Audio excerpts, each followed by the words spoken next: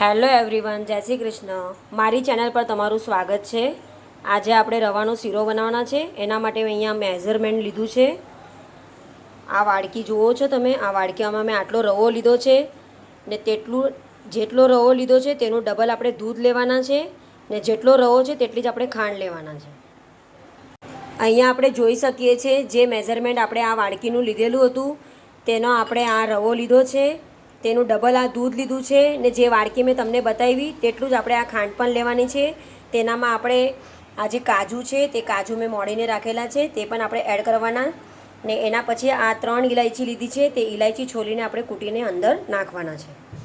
તમે અહીંયા જોઈ શકો કે અહીંયા હું એક કઢાઈ લીધી છે. કઢાઈમાં મેં અહીંયા સુમૂલ ઘી લીધું છે. તમને ભાવતો હશે તે ઘી તમે લઈ શકો છો. જામખંભાતે ઘી પણ તમે વાપરી શકો છો. હવે આ ઘી આપણું ઓલમોસ્ટ થોડું ગરમ થઈ ગયેલું છે. હવે આપણે ઘીમાં આ રવો ઉમેરવાના અને ઓછી ફ્લેમ પર તમારે જો ફ્લેમ ધીરી રાખવાની છે ને આપણે રવાને સારી રીતે ફ્રાય કરવાનો છે. થોડો મીડિયમ લાલ કલરનો થાય તે સુધી તમારે ફ્રાય કરવાનો છે રવાને. તમે જોઈ શકો છો કન્ટિન્યુઅસલી તમારે આ તબેતો ચલાવતા રહેવાનું છે.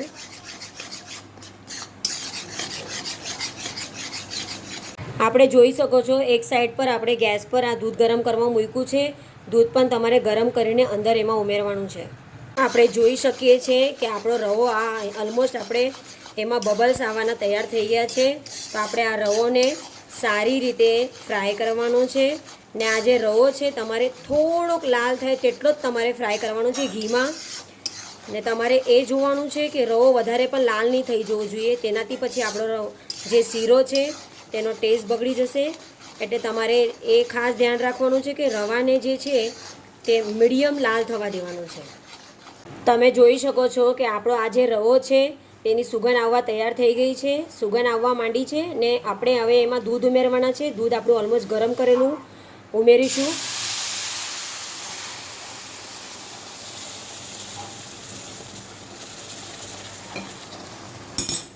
દૂધ ઉમેરવા પછી થોડીક વાર તમારે આ સોતળવાનું છે ને પછી એમાં આપણે હવે ખાંડ ઉમેરવાના છે.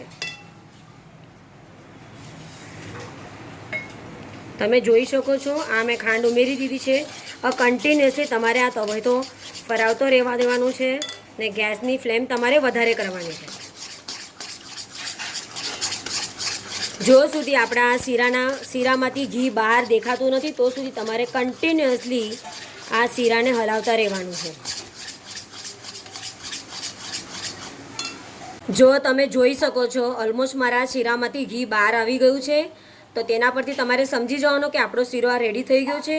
હવે આપણે શીરાની અંદર જે પણ તમને ડ્રાયફ્રૂટ ભાવતા હશે, કાજુ, બદામ, મનુકા, તે તમારે ઉમેરી શકો છો. હું અહીંયા કાજુ ઉમેરું છું ને અહીંયા હું ઇલાયચી પણ ઉમેરું છું.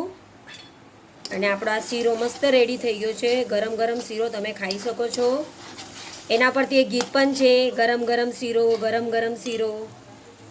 આજની મારી આ રેસીપી ગમી હશે તો મારી ચેનલને લાઇક, શેર, સબસ્ક્રાઈબ જરૂર કરજો. Good bye.